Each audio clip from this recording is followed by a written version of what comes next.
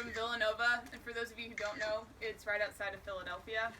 And I am going to talk about the different people that I didn't know before I got my degree. So I didn't know how many types of different people there were out there, and let alone to live with. And I got to live with, it seems like, all of them. So my first example of this was my freshman year roommate. And my freshman year roommate loved the color hot pink. And if you look at my sister's hair, that was what her half of the room looked like. Stand up, Jane. So imagine a bright pink carpet, a bright pink bedspread, and a bright pink lounge pillow with a 18 by 12 inch picture of her cat on it. So I got to wake up to her cat staring at me every morning. So that was the first type of interesting person I met. Oh my goodness. The second type of person I met was my sophomore year roommate, who was a nurse. And if you've ever lived with a nurse, you know how they are. If you haven't, they get up at 5 o'clock in the morning, every morning for clinical. And that was awful. She was, because I would practice and then want to stay up, and then it was an issue. But she practice water polo. Thank you. So I was on the water polo team, and she was a nurse, and we had the exact opposite schedules. But other than that, she was one of the more normal ones, because then I moved in with my junior year roommates, and they didn't get along at all. At all. So none of them enjoyed doing the dishes, and they all owned all the dishes.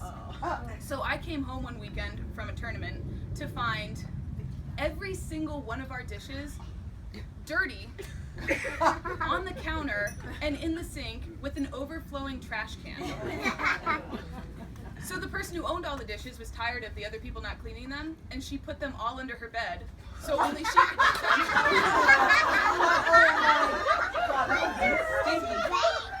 After she cleaned them. Oh, okay. So to retaliate, the person who owned the drying rack and the silverware put all that under her bed. So basically, my other roommate and I ate off of plastic plates and plastic forks.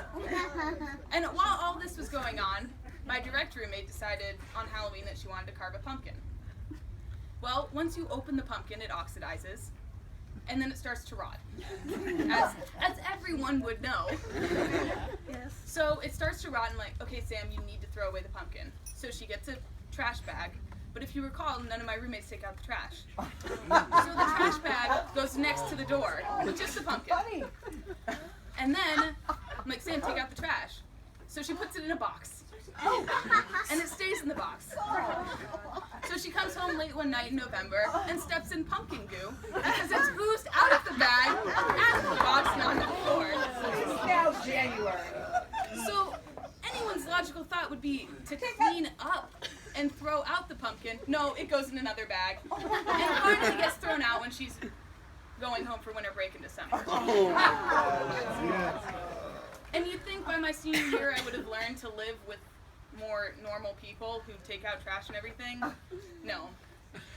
Senior year, It's better. my apartment had an onion plant. One of my roommates had left an onion in the refrigerator for so long that it started to sprout. And instead of throwing it out, she put it, these are different people, by the way, from my junior year roommates. So I'm sensing a trend. Instead of putting it in the trash, she put it in a pot and started to water it. And then one day I walk in and my apartment smells like onion. And I finally I said, this is no, you have to put this in your room. We're not having an onion plant. If anything that you decide to water, it's not going to be an onion. So the thing I learned from college not only is that there are different people, is that I need to live alone.